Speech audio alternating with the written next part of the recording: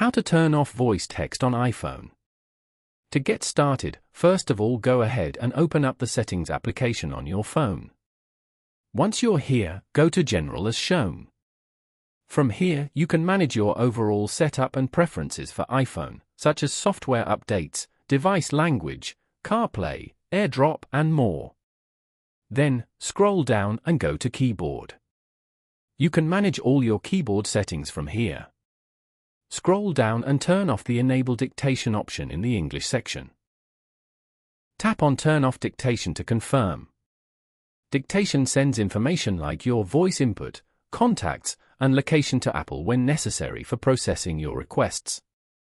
You can also choose to disable other options like Show Math Results, Smart Punctuation, Delete Slide to Type by Word, and more. Following these steps, you can easily turn off voice text on iPhone.